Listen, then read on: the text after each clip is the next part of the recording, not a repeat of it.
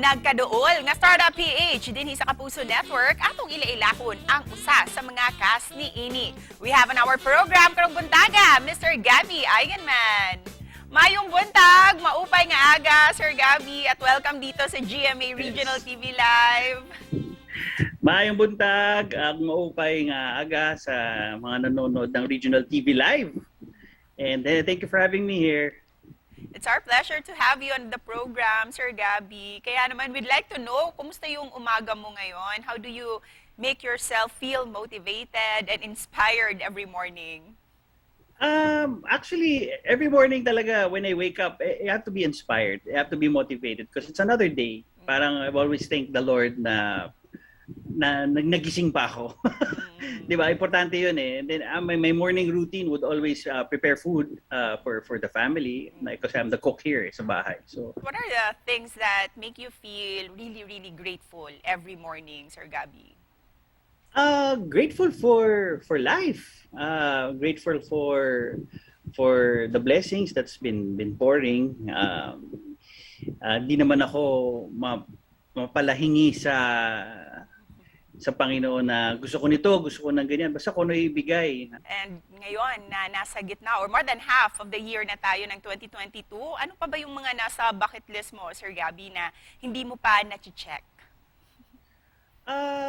Actually, bucket list, since the pandemic, I miss traveling. Isa yun sa mga gusto kong gawin kasi kami, my family and I, we always travel. We always spend Christmas out of the country.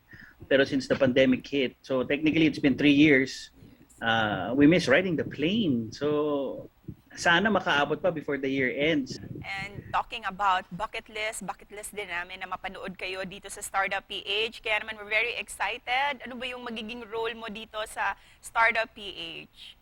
Hindi naman siya masamang tao. It's just a very, very, very powerful businessman who's a CEO of a certain company. So pahirapan lang ang buhay nila Bea at saka nila Ina, ni Yasmin. So yun yung mga aabangan dapat nila kasi na-miss ko mag-portray ng pagiging kontrabida. Yes.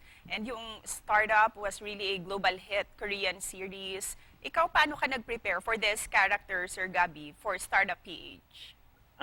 Well, physically, I was held back because hindi ako usually I prepare every after soap, every after project. I prepare. I try to different. You make my character different para yung atake won't be the same.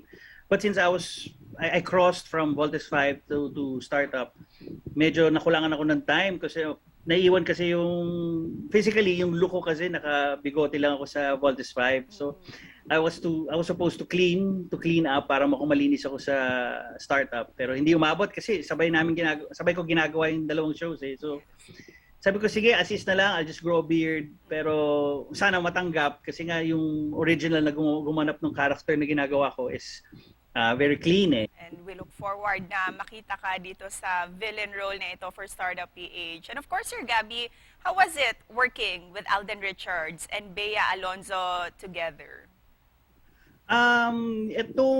Working with Alden it's a parang sort of a reunion, pero the last time we worked together was years ago. Yung Mundo Mo'y Akin pa ata. Mundo Mo'y Akin pa. It was like talagang matagal na. Parang we've been itching to work with each other for the longest time. At least nagkaroon kami ng chance to work again. And with Bea naman, I was really looking forward to kahit anong project pa yan kasi since nung lumipat siya sa GMA, ako kasi may very welcoming ako eh. Like, there are people who were asking me, hindi ka ba nate-threaten kasi ang dami nang lumilipat sa GMA. Sabi ko, no, ako kasi gusto ko part of being in the industry is to grow, to work with other people also, and to work with people who are coming in from a different network. Kaya naman, Sir Gabby, please tell us, bakit aabangan naming lahat ang Startup PH gabi-gabi sa GMA Telebabad? Ilan lang naman ang reasons eh. Talagang aabangan nyo because Alden Richards to, tsaka kasama, syempre, ang unang soap ni Bea Alonzo sa GMA. So, that's one na aabangan nyo talaga. Siyempre yung tandem nilang dalawa. Ano naman ang mensahe mo para sa lahat ng mga kapuso viewers natin dito sa Central and Eastern Visayas? Yes, syempre inaanyayahan ko po kayo na habaan niyo pa po ang patience ninyo. Nalalapit na po ang papalabas ng Startup PH. Sana po wag po kayo mainip.